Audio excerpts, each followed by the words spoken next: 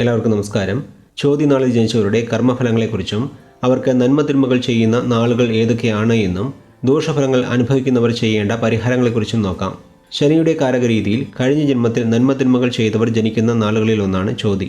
അതുകൊണ്ട് ചോദ്യനാളുകാർക്ക് അവരുടെ കർമ്മഫലത്തിനനുസരിച്ച് നന്മയും തിന്മയും ചെയ്യുന്നത് ശനി നക്ഷത്രാധിപനായ പൂയം, അനിഴം, ഉത്രട്ടാതി എന്നീ നാളുകളിൽ ജനിച്ചവരും ശനി രാശിയധിപനായ മകരം, കുംഭം എന്നിവ രാശിയായോ ലഗ്നമായോ ജനിച്ചവരുമാണ്. അതായത് ശനിക്ക് ആയുസ്, ജോലി തുടങ്ങി പല കാരകങ്ങളുമുണ്ട്. ഇതിൽ ഏതെങ്കിലും ഒരു കാരകരീതിയിൽ കഴിഞ്ഞ ജന്മത്തിൽ ചെയ്ത പാപപുണ്യങ്ങൾക്കനുസരിച്ച് ഈ ജന്മത്തിൽ അനുഭവിക്കേണ്ട ഫലങ്ങളെയാണ് പൂയം, അനിഴം, ഉത്രട്ടാതി എന്നീ നാളുകാരും മകരം, കുംഭം രാശി അല്ലെങ്കിൽ ലഗ്നത്തിൽ ജനിച്ചവരും ചോദ്യനാളുകാർക്ക് നൽകുക. ശനിയുടെ നക്ഷത്രങ്ങളിലും രാശികളിലും ജനിച്ചവരിൽ പലരും നിങ്ങളുടെ കുടുംബാംഗങ്ങളോ സുഹൃത്തുക്കളോ അല്ലെങ്കിൽ കൂടെ ജോലി ചെയ്യുന്നവരോ ആകാം. ഇവരിൽ ചിലർ നിങ്ങളുടെ മനസ്സിനെ സങ്കടപ്പെടുത്തുന്ന കാര്യങ്ങൾ ചെയ്യുന്നവരും ചിലർ ജീവിതത്തിൽ നിങ്ങൾ കഷ്ടപ്പെടുന്ന സമയത്ത് ഉപകാരം ചെയ്യുന്നവരുമായതിനാൽ ഇവരെ പൂർണ്ണമായി അവഗണിക്കാൻ നിങ്ങൾക്ക് സാധിക്കുകയില്ല.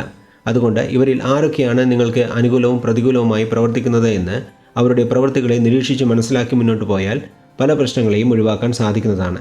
ചോദ്യനാളിൽ ജനിച്ചവരുടെ ജാതകത്തിൽ ശനി നീചരാശിയിലോ 8-12 ഭാവങ്ങളുമായി ബന്ധപ്പെട്ടോ നിൽക്കുന്നവർക്ക് വിട്ടുമാറാത്ത രോഗങ്ങൾ തുടങ്ങി ജോലി സംബന്ധമായ പ്രശ്നങ്ങൾ വരെയുള്ള നിരവധി ദോഷഫലങ്ങൾ ഉണ്ടാകും. ഇതുപോലെയുള്ള ദോഷഫലങ്ങൾ കുറയാനായി ചോദ്യനാളുകാർ അയ്യപ്പനെ പൂജിക്കുന്നതും അംഗവൈകല്യമുള്ള വ്യക്തികൾക്ക് നിങ്ങളാൽ കഴിയുന്ന ഉപകാരങ്ങൾ ചെയ്യുന്നതും ദോഷഫലങ്ങൾ കുറയാൻ വളരെയധികം സഹായിക്കുന്നതാണ് എന്ന് പറഞ്ഞുകൊണ്ട് ചോദ്യനാളിൽ ജനിച്ചവരുടെ കർമ്മഫലങ്ങളെക്കുറിച്ചുള്ള ഈ വീഡിയോ ഇവിടെ നിർത്തുന്നു. അടുത്ത വീഡിയോ കാണുന്നതുവരെ എല്ലാവർക്കും നന്ദി, നമസ്കാരം.